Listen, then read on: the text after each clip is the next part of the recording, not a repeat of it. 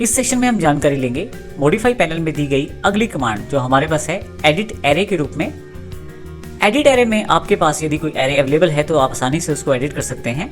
यदि आप edit array command को देखना चाहते हैं तो ये ज़रूरी है कि आप एरे को अच्छी तरह से पहले समझते हो और कैसे उसका प्रयोग करते हैं और कौन कौन से एरेज हैं उनके बारे में आपको अच्छी जानकारी हो। रिवाइज करने के लिए आप स्मार्टो सीरीज़ के जो ऑटोकैड के पहले चैप्टर हैं उनमें एरे के चैप्टर को अवश्य रिवाइज करें और उसके पश्चात आप एडिट एरे कमांड को अच्छी तरह से समझ पाएंगे। यहाँ हमारे पास एरे दिए गए हैं अलग अलग तरह के।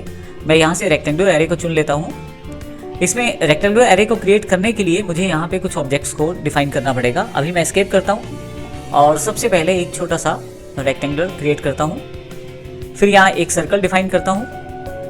अब मैं एरे क्रिएट करना चाहता हूँ तो मैं रेक्टेंगुलर एरे को सिलेक्ट करता हूँ, ऑब्जेक्ट को, और एंटर कर देता हूँ। ध्यान रखिएगा जो हमने रेक्टेंगुलर लिया है वो केवल रेफरेंस के लिए है, उसका कोई भी और यूज़ नहीं है।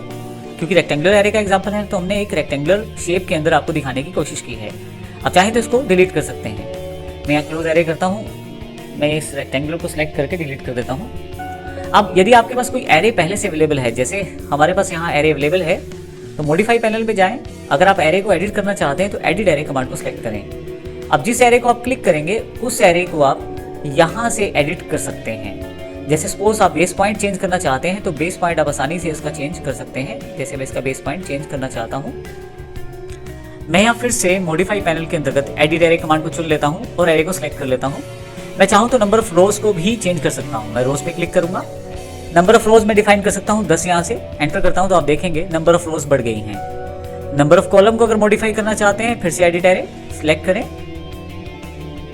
और कॉलम्स को सिलेक्ट कर लें। इस बार मैं कॉलम 12 कर देता हूँ तो आप देखेंगे आसानी से आप एरे को चेंज कर सकते हैं, मॉडिफाई कर सकते हैं एडिट एरे कमांड के साथ।